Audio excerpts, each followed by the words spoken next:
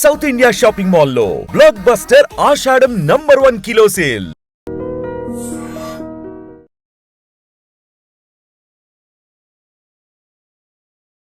నమస్కారం, welcome to I dream. నేను మీ ఝాన్సీ.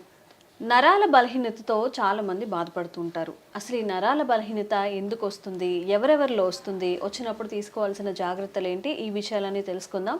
ప్రస్తుతం మనం 40 ఏళ్ల అపార అనుభవం కలిగిన ఆయుర్వేద వైద్యులు డాక్టర్ బాలకిషన్ గారి దగ్గర ఉన్నాము. నమస్కారం అండి. నమస్కారం. సార్, నరాల బలహీనత అనేది ఈ మధ్య కాలంలో చాలా ఎక్కువగా చూస్తున్నాము. అసలు రావడానికి కారణాలు ఏంటి, వచ్చినప్పుడు మనం ఎలాంటి జాగ్రత్తలు తీసుకోవాలి? మీరు అన్నట్టుగా నరాల జబ్బులు అనేటివి తరచుగా కనిపిస్తున్నాయి, వింటూ ఉన్నాం. నరాల వీక్నెస్ అని చెప్పేసి వాడుక భాషలో చెప్తూ ఉంటారు. అవును. సో మీరు చెప్పినట్టుగా చిన్న వయసు వారికి కూడా వస్తున్నాయి, అది గమనించవచ్చు. Elementary stage, it is below 10 years పిల్లలకు కూడా నరాల జబ్బు వస్తుంది.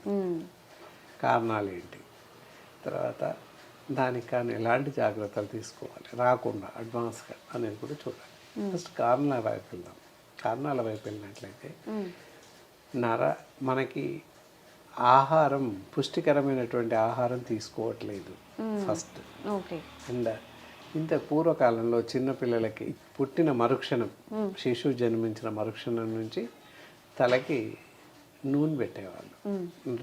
రాత్రి పడుకునే వరకు ఉదయం 5 గంటలకు పాపాయిలు వేసి రాత్రి 7ంటికి 8ంటికి పడుకునేవాళ్ళు. అప్పటి వరకు 10 నుండి 20 మార్లు తలకు నూనె పెట్టేవాళ్ళు, మంచి నువ్వుల నూనె పెట్టేవాళ్ళు. సో దానివల్ల శరీరంలో ఉన్న అన్ని నరాలు పట్టు చేయకూడదు. ఆ పట్టు జీవితకాలం ఉండేది. అందుకే పూర్వకాలంలో చాలా గట్టిగా ఉన్నారు, చాలా పుష్టిగా ఉన్నారు, అన్ని పనులు చేయగలిగారు, ఏమి అవ్వలే అని మనం అనుకుంటుంటాం. చరిత్ర లాస్ట్ ఫ్యూచర్లో మా పెద్దవాళ్ళు కూడా మా కాలంలో అలా లేదు, మేము బాగున్నాం అంటే కారణం ఏంటి అంటే వాళ్ళు తీసుకున్నటువంటి జాగ్రత్తలు, ఆరోగ్యపరమైనటువంటి జాగ్రత్తలు అనేటివి వాళ్ళని కాపాడాయి అని చెప్పవచ్చు నీట్గా. అంటే మనం ఎక్కడ తప్పు చేస్తున్నాం, పేరెంట్స్ మాత్రమే తప్పు చేస్తున్నారు. ఇది కారణాలు అడిగాం కదా, నూనె పెట్టలేకపోవడం ఒక తప్పు ఫస్ట్. అసలే నూనె పెట్టకపోవడం, చిన్నపిల్లలప్పుడు అంటే అయిపోయింది. ఎలిమెంటరీ స్టేజ్ 3-4 years 5 years వచ్చినాక కూడా ఇంకా నూనె పెట్టడం అనేది పూర్తిగా మానేసి అసలు నూనె పెట్టడం అంటే ఏంటి, నూనె పెడితే ఎంతసేపు ఉండాలి అని అడుగుతున్నారు.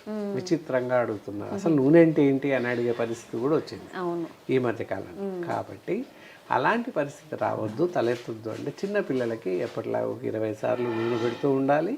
దానికి కాను మంచి ఇంకా పటిష్టంగా ఉండాలంటే హెయిర్ టానిక్ అని ఆయుర్వేదిక్ హర్బల్స్ తయారు చేసిన ఆయిల్స్ ఉన్నాయి. అలాంటి ఆయిల్స్ వాడుతున్నట్లయితే చిన్నపిల్లల నుంచి మొదలుకొని పెద్దవాళ్ళ వరకు కూడా ప్రయోజనం చేయకూడదు.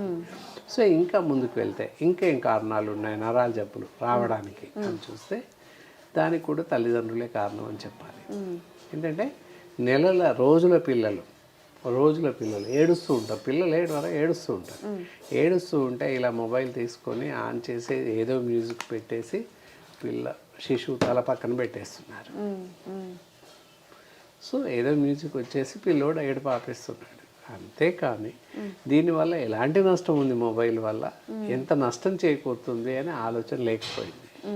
తెలిసినప్పటికీ నిర్లక్ష్యం. ఏదో పిల్లోడు ఆపుతాడు ఏడపని చెప్పే జాసే తప్ప, ఆ థాటే తప్ప సెకండ్ థాట్ లేదు అక్కడ. అంటే జస్ట్ రోజులు నెలల పిల్లోడి నుంచి మొదలుకొని సెల్ ఫోన్ వాడికి అలవాటు చేస్తున్నాం. దానివల్ల సెంట్రల్ నర్వస్ సిస్టమ్ మొత్తం దెబ్బతింటుంది. కేంద్ర నాడీ మండలం అంటారు, అది దెబ్బతింటుంది. ఓకే. అది దెబ్బతినడం వల్ల శరీరంలో ఉన్న అన్ని నరాలు చచ్చుబడిపోయే అవకాశం ఉంది. ఇంత డ్యామేజ్ జరుగుతుంది. ఆ రేడియేషన్ ఎఫెక్ట్ అంతా కూడా మెదడు పైన పడిపోతుంది. ఇక్కడ సెంట్రల్ నర్వస్ సిస్టమ్ చాలా బాగా పనిచేస్తేనే ఒంట్లో ఉన్న నరాలన్నీ బాగా పనిచేయడానికి అవకాశం ఉంది. సో ఒకేసారిగా బ్రెయిన్ పైన ఎఫెక్ట్ పడడం వల్ల శరీరంలో ఉన్న అన్ని నరాలు కుంటుపడిపోతాయి, పనిచేయడం ఆగిపోతూ ఉంటుంది.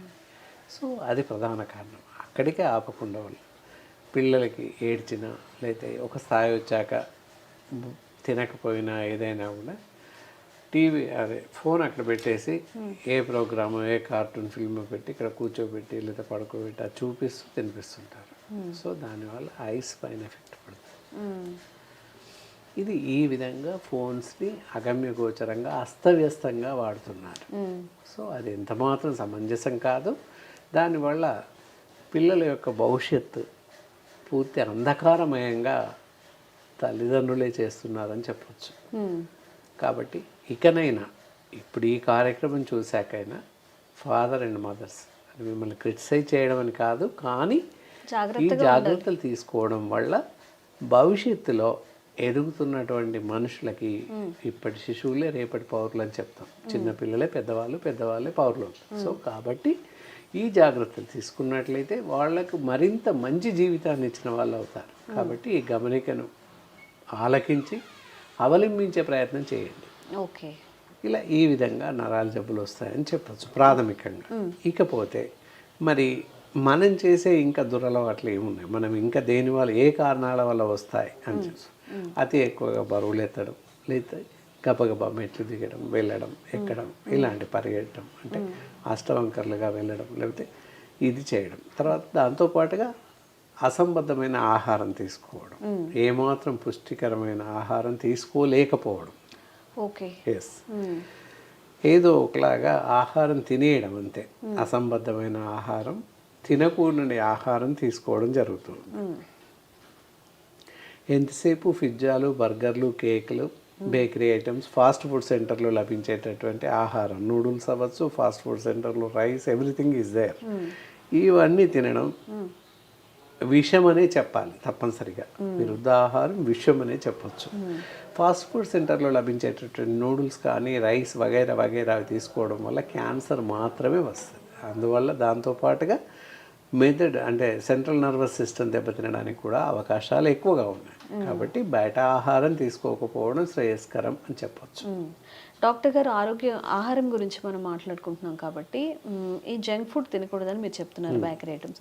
మరి ఎలాంటి ఆహార పదార్థాలు మనం తీసుకుంటే ఈ నరాల బలహీనతని మనం తగ్గించుకోవచ్చు? ఇక్కడ నరాల పట్టు రావడం కోసం ఎక్కువగా పీచు పదార్థాలను ఆహారం, సపోజ్ ఎగ్జాంపుల్ చూసినట్లయితే వంకాయలు, బీరకాయలు, సోరకాయలు, పొట్లకాయలు, ఇవి ఎక్కువగా తీసుకోవడం. దానివల్ల కండరాలు, నరాలు బలిష్టంగా తయారయ్యే అవకాశం ఉంది ఆహారంలో, ఆహార వినియోగంలో. Okay, yes. నాన్ వెజిటేరియన్స్ అయినట్లయితే మటన్ పూర్తిగా మానేయడం ఎంతైనా శ్రేయస్కరం. మటన్, ఫ్రాన్స్, ఎండు చేపలు పూర్తిగా మానేయాల్సిన అవసరం ఉంటుంది. తినకూడదు. కూల్ డ్రింక్స్ కూడా ఇందాక చెప్పినట్టు శీతల పానీయాలు ఏవి కూడా తాగకూడదు, అవి పూర్తిగా మానేయాల్సిన అవసరం ఉంటుంది. అలాగే ప్యాకేజ్డ్ ఫుడ్, ఏదైతే ప్యాకేజ్డ్ ఫుడ్ ఉంటుందో అది తినకూడదు. ఈ రోజుల్లో ఉదయం నిద్ర లేసినప్పటి నుండే ఈరోజు రాత్రి పడుకునే ముందు రేపు ఉదయానికి బ్రేక్ఫాస్ట్ ఆర్డర్ ఇవ్వడం, లంచ్ ఆర్డర్ ఇవ్వడం, డిన్నర్ ఆర్డర్ ఇవ్వడం జరిగిపోతుంది. మనం లేవకముందే బ్రేక్ఫాస్ట్ వచ్చి ఉంటుంది. అలాంటివి తినకూడదు. Yes, packaged food should not eat. Pack చేయబడ్డ ఆహారం తినకూడదు. So many preservatives is there. దానివల్ల లాభం కన్నా నష్టమే ఎక్కువ ఉంటుంది. ఇవన్నీ గమనించాల్సిన అవసరం ఉంటుంది. ఇంకొక చిన్న సందేహం ఉంది, గుమ్మడి విత్తనాలు, వీటిని నరాల బలహీనతగా ఉన్న వాళ్ళు తీసుకోవచ్చు అని చెప్తూ ఉంటారు, ఇది నిజమేనా అపోహ? అదేంటి అంటే గుమ్మడి విత్తనాలు రోజు ఒక స్పూన్ చొప్పున తీసుకోవడం హెల్త్కి మంచిది.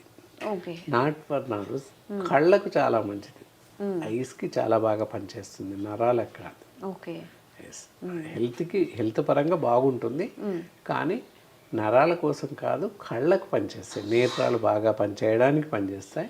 అండ్ B1, B6, B12 బాగా డెవలప్ అవుతుంది. దానివల్ల పొట్టు ధాన్యం కనుక బాగా పనిచేస్తుంది. ఆ విధంగా తీసుకోవచ్చు. గుమ్మడి విత్తనాలు కానీ, రాచగుమ్మడి కూర కానీ చేసుకొని తినవచ్చు, హల్వా కానీ చేసుకొని తినవచ్చు. దానివల్ల ఏంటంటే బ్రెయిన్ షార్ప్గా పనిచేస్తుంది. సో ఇండైరెక్ట్లీ నరాలు కూడా పట్టు బాగా, జ్ఞాపక శక్తి బాగా డెవలప్ అవుతుంది, కళ్ళు బాగా పనిచేస్తాయి. విత్తనాలే కాకుండా గుమ్మడి డైరెక్ట్గా తినేసేయచ్చు. There is no problem at all. అంటే మనకి రెండు రకాల గుమ్మడికాయలు దొరుకుతూ ఉంటాయి. ఒకటి దిష్టి కోసం అని ఎక్కువగా యూజ్ చేస్తుంటారు, ఒకటి కూర గుమ్మడికాయ. ఏవి కూర గుమ్మడికాయ తీసుకోవడం వల్ల ఇవన్నీ ప్రయోజనాలు ఉంటాయి. అండ్ ఇంకొకటి దిష్టి కోసం తీసే గుమ్మడికాయ కూడా, అది కూడా కూరలాగా వండుకొని తీసుకోవచ్చు, జ్యూస్ లాగా తీసుకొని కూడా వాడచ్చు. దానివల్ల ఏంటంటే ఒంటికి చలవ చేస్తుంది ముఖ్యంగా. అందుకే మరీ ఎక్కువ మంది ఇప్పుడు తగ్గింది, కానీ పూర్వకాలంలో ఆ గుమ్మడి రసం తీసుకుని ఎండాకాలంలో తాగేవాళ్ళు మా చిన్నతనంలో. లేదా వాటితో వడియాలు లాంటివి పెట్టి ఎండాకాలంలో ఎక్కువ పెట్టేవాళ్ళు, వడియాలు పెట్టేసి తినేవాళ్ళు. కారణం ఏంటంటే ఒంటికి చలవ చేస్తుంది అని ప్రధాన ఉద్దేశం అన్నమాట. ఓకే. మరి నరాల బలహీనతకి ఆయుర్వేదంలో ఎలాంటి మందులు కానీ మెడిసిన్ కానీ మీరు సజెస్ట్ చేస్తారు? ఓకే, ఇంత మన నరాల జబ్బులకి లక్షణాలు ఎలా ఉంటాయి అని చూసినట్లయితే మరీ సివియర్ కండిషన్స్లో చేయి పట్టుకోలేకపోవడం, ఈవెన్ పెన్సిల్ కూడా స్పూన్ కూడా పట్టుకోలేని పరిస్థితి ఏర్పడడం సంభవిస్తుంటుంది.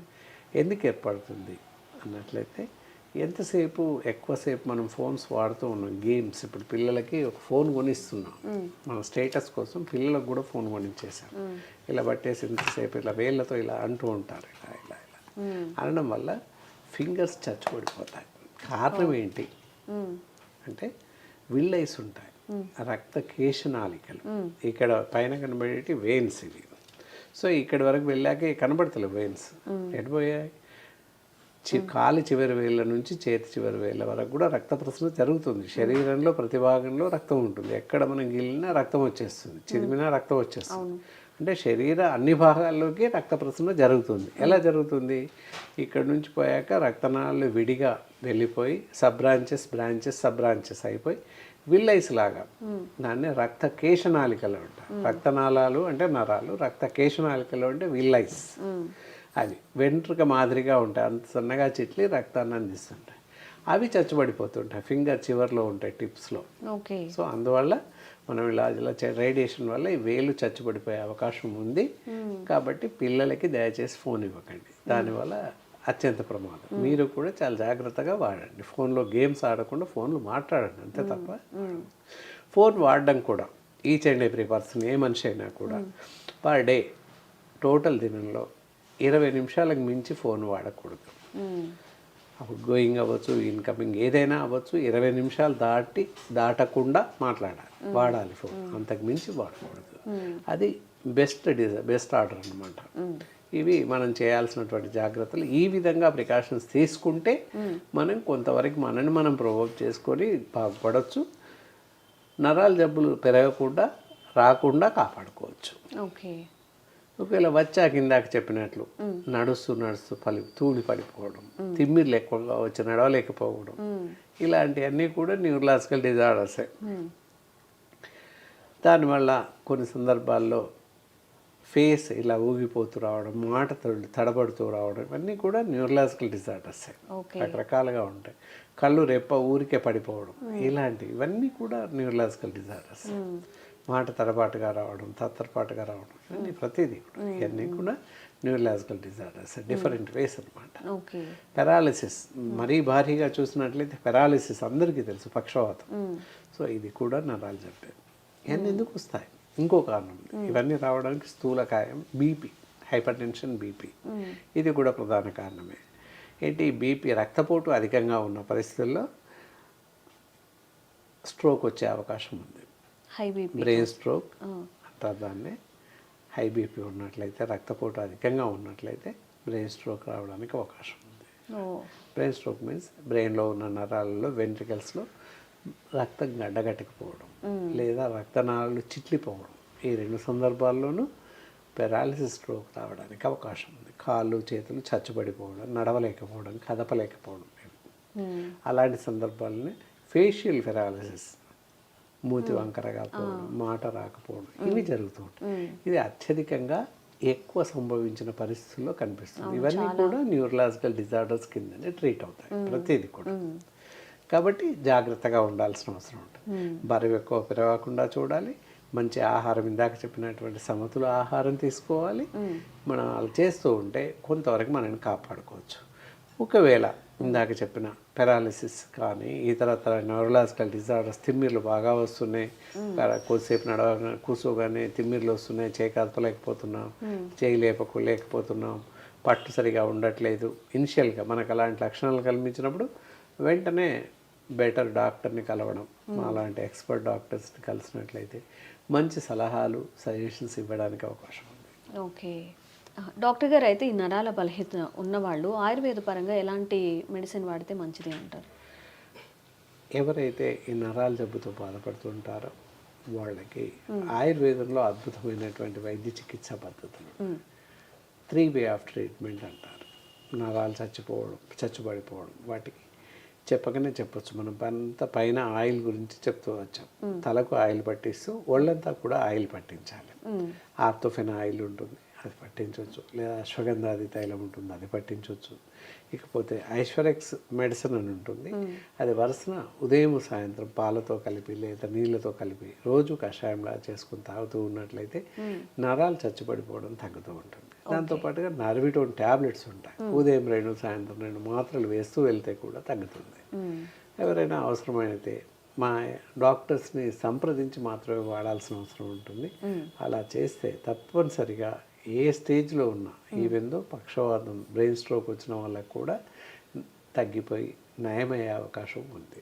ఓకే, సంతోషం డాక్టర్ గారు. నమస్కారం అమ్మా.